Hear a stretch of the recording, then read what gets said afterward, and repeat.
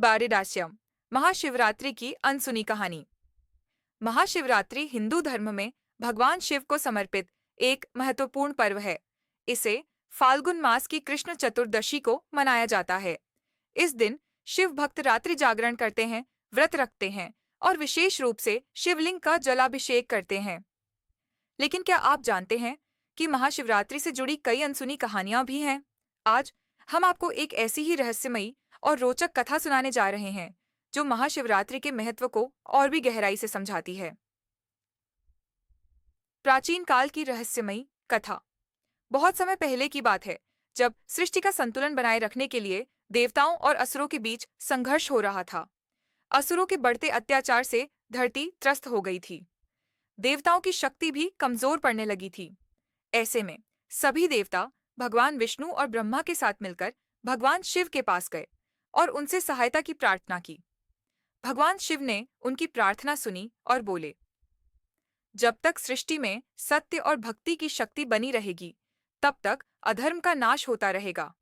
लेकिन इसके लिए तुम सभी को मेरी आराधना करनी होगी।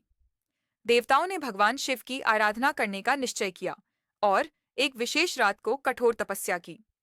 यह रात वही रात थी जिसे आज हम महाशिवरात्रि के रूप में जानते हैं।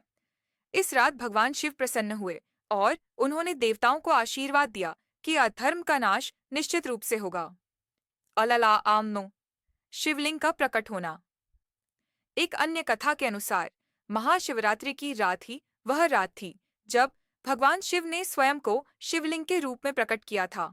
कहा जाता है कि ब्रह्मा और विष्णु के बीच श्रेष्ठता को लेकर विवाद हो गया। दोनों ने स्वयं को सृष्टि का सर्वोच्च देवता साबित करने के लिए प्रयास किए। तभी अचानक एक विशाल अग्निस्तंभ प्रकट हुआ, जिसकी ऊंचाई और गहराई का कोई अंत नहीं था। ब्रह्मा और विष्णु ने इसे जानने के लिए प्रयास किया। भगवान विष्णु वराह सुअर का रूप धारण कर धरती की गहराई में गए, जबकि ब्रह्मा हंस का रूप लेकर ऊपर आकाश की ओर उड़ चले। लेकिन दोनों ही इस अग्निस्तंभ का कोई अंत नहीं पा सके। अंत में भगवान शिव प्रकट हुए और बोले, यह अग्निस्तंभ मेरी अनंत शक्ति का प्रतीक है। मैं ही सृष्टि का आदि और अनंत रूप हूँ। जो मेरी सच्चे मन से आराधना करेगा उसे मोक्ष प्राप्त होगा। यही कारण है कि महाशिवरात्रि को भगवान शिव के शिवलिंग स्वरूप की उत्पत्ति का दिन भी माना जाता है। इस दिन शिवलिंग का अभिषेक विशेष रूप से किया जाता है। शारदा गंगा का शिवलिंग पर अवतरण। एक अन्य कथा के अनुसार भागीरथ ने अपने पूर्वजों की मुक्ति के लिए कठोर तपस्या की थी, जिसके फलस्वरूप गंगा धरती पर अवतरित हुई। लेकिन गंगा की धारा इतनी प्रचंड थी कि अगर वह सीधे धरती पर गिरती तो पृथ्वी नष्ट हो सकती थी। तब भगवान शिव ने अपनी जटाओं में गंगा को समाहित कर लिया और धीरे धीरे उसे धरती पर प्रवाहित किया। महाशिवरात्रि की रात को भगवान शिव ने गंगा को अपनी जटाओं से मुक्त किया और धरती पर अवतरित किया, जिससे समस्त संसार पवित्र हो गया। यही कारण है कि इस दिन गंगा जल से शिवलिंग का अभिषेक करने का विशेष महत्व माना जाता है। तेरडिजाप्पा, शिव और मां पार्वती का विवाह।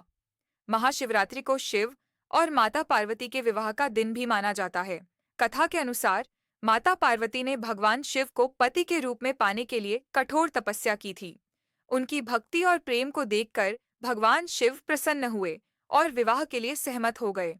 इस शुभ दिन पर पूरे ब्रह्मांड में आनंद का वातावरण बन गया था।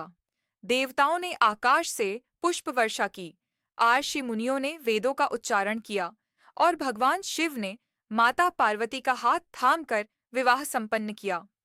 महाशिवरात्रि का व्रत इस पवित्र विवाह के प्रतीक रूप में भी रखा जाता है। विवाहित महिलाएं अपने पति की लंबी उम्र के लिए और कुंवारी कन्याएं अच्छे वर की प्राप्ति के लिए इस दिन व्रत रखती हैं। इस दिन शिव भक्त जल, दूध और गंगा जल से शिवलिंग का अभिषेक करते हैं, बेलपत्र, धतूरा और भांग चढ़ाते हैं। रात भर जागरण कर एयूएम नमः शिवाय मंत्र का जाप करते हैं। शिव पुराण और महादेव की कथाएं सुनते हैं। महाशिवरात्रि की यह अनसुनी कहानियां हमें यह सिखाती हैं कि भगवान शिव करुणा, प्रेम और शक्ति के प्रतीक हैं। वे अपने भक्तों की भक्ति को कभी व्यर्थ नहीं जाने देते। चाहे शिकारी की कथा हो, शिवलिंग की उत्पत्ति की कथा हो या फिर शिव पार्वती विवाह की कहानी, हर एक कथा हमें शिव भक्ति की महानता को दर्शाती है।